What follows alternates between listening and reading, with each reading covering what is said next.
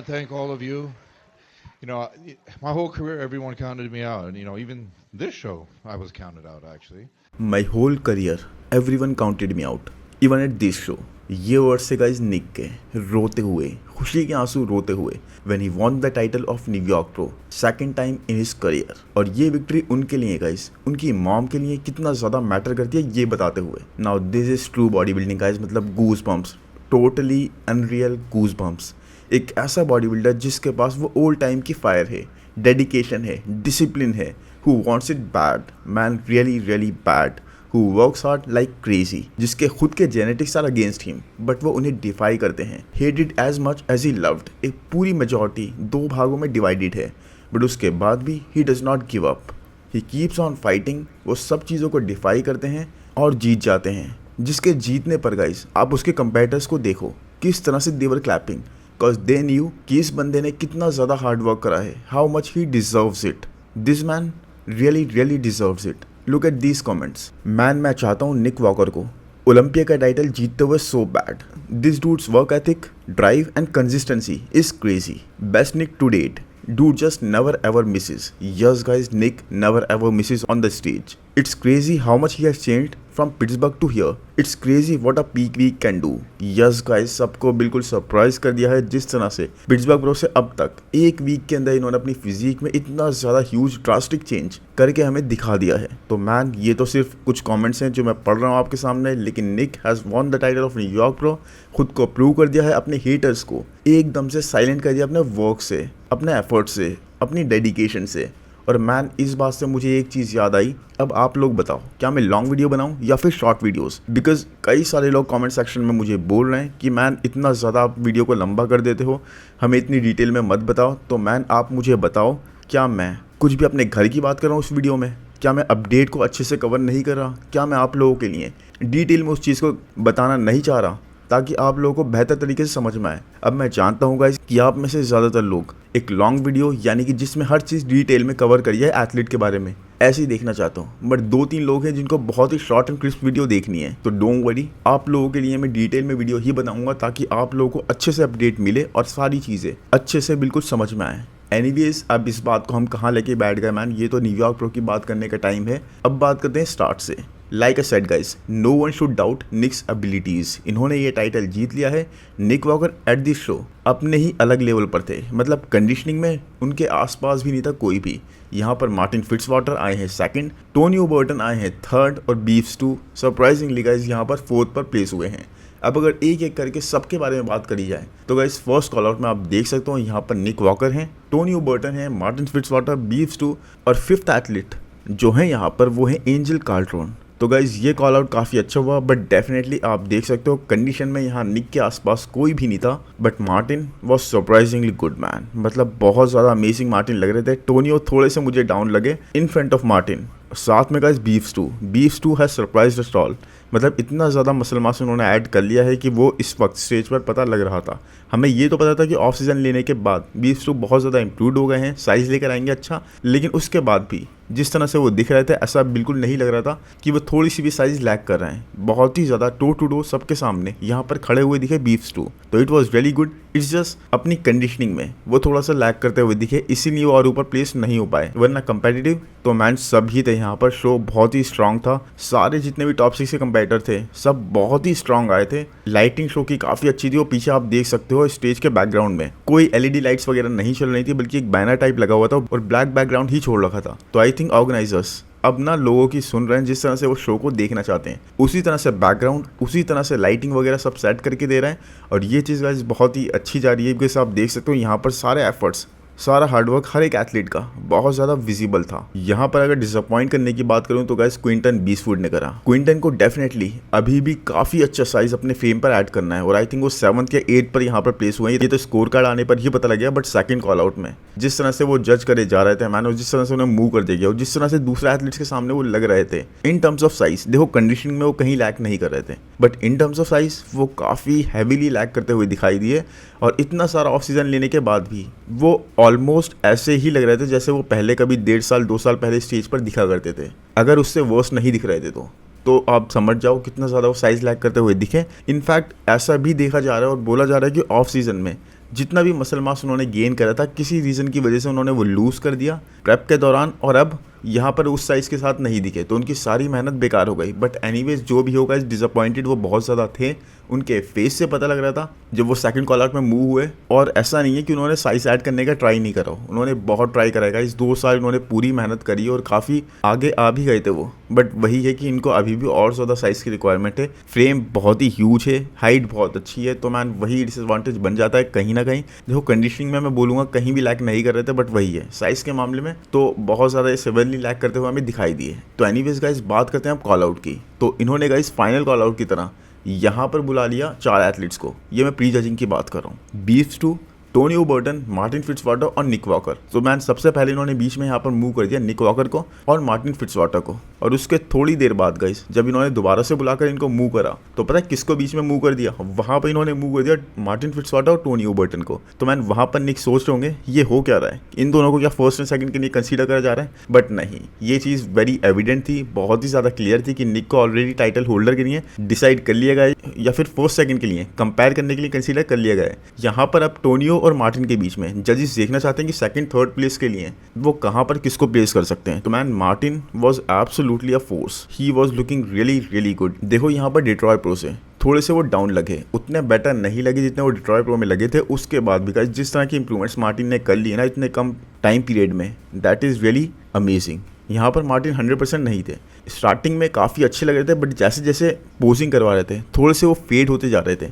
Martin back थोड़ी सी vault out होती जा रही थी, एंड मार्टिन के आर्म भी उस तरह की सेपरेशन प्रेजेंट नहीं कर रहे थे। तो वही है, शो के चलते चलते वो थोड़ा सा ख़राब होते गए, बट उसके बाद भी मार्टिन की फिजिक एस्थेटिक्स के मामले में और कहीं कहीं तो साइज़ के मामले में भी निक से बहुत कंपेटिटिव लग रही थी। लेकिन हाँ, ये बात तब जाके ज़्यादा एविडेंट हो गई जब इन लोगों को थोड़ा मूव करा गया कि एंगल वगैरह बहुत ज़्यादा रोल प्ले कर रहा था यहाँ पर। तो एनीवेज गाइस एस्थेटिक्स मार्टिन के ऑल डे। लेकिन हाँ, अब अगर बात करें निक की गाइस, तो हर कोई ऐसा क्लियर था प्री जजिंग से ही कि सेकंड प्लेस के लिए फाइट कर रहा है। निक ने ऑलमोस्ट हर पोस्ट जीता, बहुत ही अच्छे वे में, बहुत ही स्ट्रांग वे में, डोमिनेटिंग वे में, but the front leg spread. But yes guys, जितने आगे वो फ्रंट लेग स्प्रेड में भी आ गए ना, मतलब इंप्रूव करते करते, दैट इज़ अप्रिशिएबल। निक यहाँ पर अपने स्टमक को भी बिल्कुल भी जाने नहीं दे रहे थे। आई थिंक गैस पोजिंग करने से उनको थोड़ा सा आइडिया इस चीज़ का लग गया, उनको एक तरह से एक फीडबैक मिल गया, और यहाँ पर अपने स्टमक को उन्होंने पूरे टाइम बहुत ज़्यादा कंट्रोल में रखा। इनफैक्ट पोजिस के दौरान तो उनकी वेस्ट काफ़ी टेपर्ड हो करके प्रेजेंट कर रहे थे। एक वीक में मैन ऑल दिस चेंज, इतना ज़्यादा चेंज एक वीक में अपनी फिजिक में।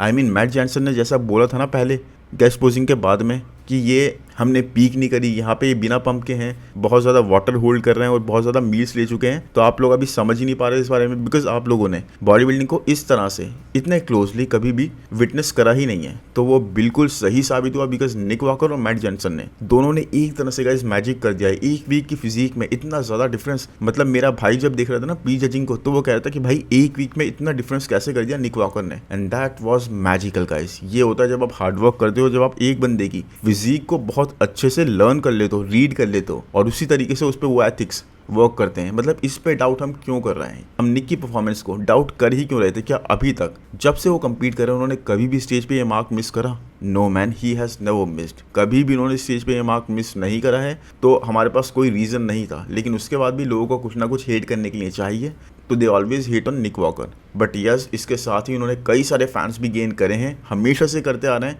बहुत ही लॉयल फैंस। और यहाँ पर his conditioning was so much better, यहाँ सबसे बेटर थी, मतलब माइल्स अहेड थी दूसरों से कंडीशन।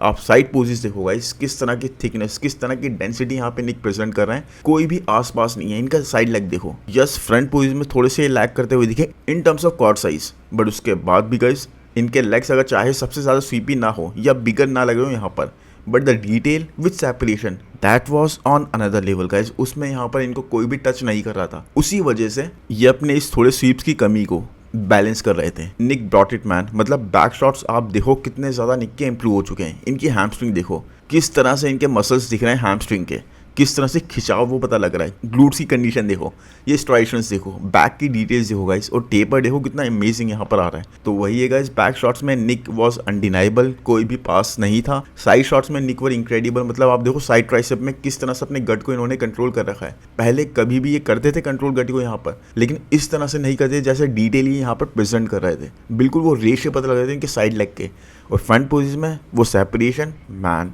वही बात है कि Nick was at his careers best. मतलब यहाँ पर in terms of conditioning Nick अपने बेस्ट पर आए हैं। पोजिंग और ऑल्सो बेस्ट गाइस, मतलब ही वॉज टेकिंग टाइम। एक पता लग रहा था कि वर्ल्ड का top 3rd best body builder pose कर रहा है। बिल्कुल ये ना टाइम ले रहे थे, पूरी तरह से मोमेंट को, म्यूजिक को सिंक होने दे रहे थे अपने आप में। उसके बाद बिल्कुल कंट्रोल्ड वे में, कैलकुलेटेड वे में पोज कर रहे थे और पोज को होल्ड कर रहे थे अच्छे से। अपनी फिजिक को in a very great way he was presenting. In fact जब ये फाइनल्स के लिए आए ना, तो फाइनल्स में ही वॉज मोर ड्रायर, टाइटर। मतलब जैसा आप डिफरेंस देख रहे हो गेस्ट पोजिंग से लेके यहाँ प्री जजिंग तक का, उतना ही अच्छा खासा डिफरेंस प्री जजिंग से लेके फाइनल्स में इन्होंने कर लिया।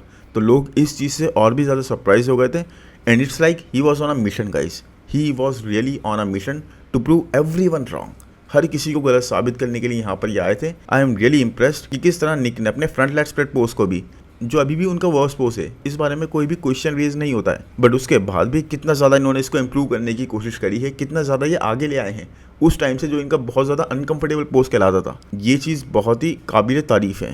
स्पीकिंग ऑफ गुड गाइस, जिस तरह से निक ने टोटली हर एक बात को और अपने खिलाफ जो भी उनके खिलाफ बोल रहा है उन चीज़ों को एक साइलेंट वे में हैंडल करा है और जिस तरह से उन चीज़ों को आंसर करा है, he has totally earn the respect. अब अगर यहाँ पोजेस की बात करें गाइस, तो फ्रंट डबल बाइसेप देखो टोनियो के पास उस तरह की सेपरेशन इस वक्त पता नहीं लग रही। Martin was looking really good, बहुत ज़्यादा अच्छे लग रहे थे। यहाँ पर लेग्स में देखो उनके भी वो सेपरेशन पता नहीं लग रही है। BF2 गाइस साइज में कैसे हैंग कर पा रहे हैं सबके साथ में, वैक्यूम भी अच्छा हिट कर रहे थे। लेकिन निक टोटली अपनी फिजिक को टाइट रखा हुआ था, अपने टेपर को बनाने की पूरी तरह से कोशिश कर रहे थे और साइज में जो ह्यूज डिफरेंस था वो इस कॉल आउट में आकर गाइस पूरी तरह से एविडेंट था।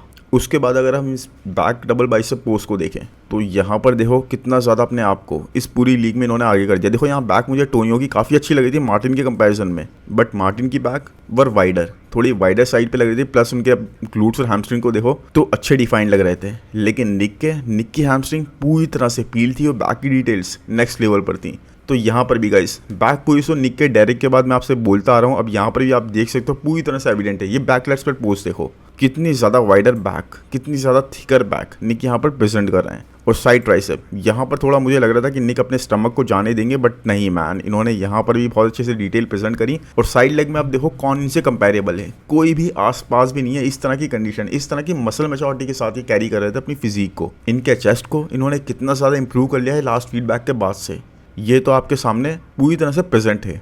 और उसके बाद जब मोस्ट मस्कुलर की बात आती है ना, तो आप जानते ही हो यहाँ पर निक के कंपैरिजन में इस वक्त जो हो सकता है वो तो स्टेज पर है ही नहीं। यस, मैं बात कर रहा हूँ क्रिजो की। उसके अलावा मुझे नहीं लगता इस वक्त के टाइम पर कोई भी निक के कंपैरिजन में इस पोज में पूरी जान ये लगा देते हैं, पूरे मसल्स, पूरी थिकनेस, पूरी जो इनकी मस्कुलैरिटी पता लगती है ना इस पोज के अंदर, that is just next level. आप देखो कितने ज़्यादा स्मॉलर दूसरे बॉडी बिल्डर्स इनके सामने लग रहे हैं, किस तरह से इनकी फुलनेस, राउंडनेस, किस तरह से मसल सेपरेशन इनकी पता लग रही है गाइस। डेल्ट्स और आर्म्स में देखो, फिर चेस्ट के बीच में देखो, चेस्ट देखो, अपर चेस्ट इनका कितना ज़्यादा डेवलप हो चुका है अब। तो वही है, बहुत ही अनडिनाइबल वे में यहाँ पर ये जीते हैं, सबकी रेस्पेक्ट के साथ जीते हैं। जिस तरह से कंपेटिटर्स इनके लिए क्लैप कर रहे थे, दैट वाज इनसेन। तो अपने हेटर्स को किस तरह से साइलेंट करते हैं मैन, ये चीज़ निक ने यहाँ पर प्रूव कर दी है। और पता है जीतने के बाद जब वो रिंग दिखाने की मूवमेंट आती है, उस टाइम पर निक ने फोटोग्राफर्स के सामने अपनी मिडिल फिंगर भी रेज कर दी थी। मतलब वही है ना, एक मूवमेंट में आप पूरी तरह से हो जाते हो, आपके खिलाफ सब बोले जा रहे हैं, आपके खिलाफ सब बातें पोस्ट कर रहे हैं, उसके बाद आप अपने आप को प्रूव कर देते हो,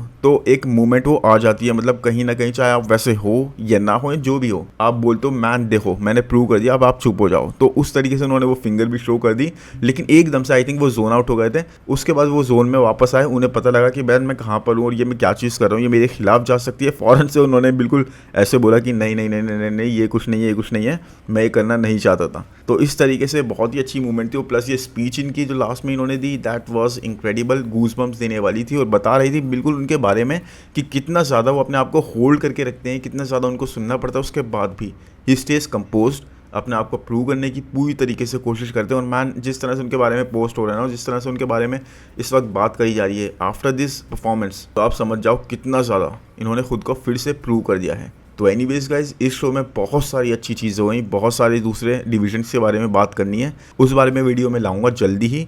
आई होप ये वीडियो आपको पसंद आएगा, ये विक्ट्री आपको पसंद आई होगी, फुटेज जो मैंने कवर करी है। चैनल को जल्दी से सब्सक्राइब कर दो, नोटिफिकेशन बेल को दबा दो, एफर्ट्स को मेरे भी अप्रिशिएट करो। और कमेंट सेक्शन में गाइस ज़रूर बताओ ये विक्ट्री आपको कैसी लगी, किस तरह का लगा निक का पैकेज। और एक वीक में निक ने जो इतना बड़ा डिफरेंस अपनी फिजिक में दिखाया गाइस, गेस्ट पोजिंग से लेके अब तक, उसके बारे में क्या आपको थोड़ा भी डाउट था कि निक ऐसा कर सकते हैं? बिकॉज जो एक्चुअल फॉलोअर्स हैं, एक्चुअल बिलीवर्स हैं, एक्चुअली नो करते हैं, एक्चुअली जानते हैं बॉडी बिल्डिंग को कि किस तरह से ये चीज़ें वर्क करती हैं और किस तरह से time in and time out इन्होंने खुद को प्रूव करा है, उनको तो इस बारे में कोई डाउट था ही नहीं। एनीवेज मिलते हैं नेक्स्ट वीडियो में। Thank you, bye bye.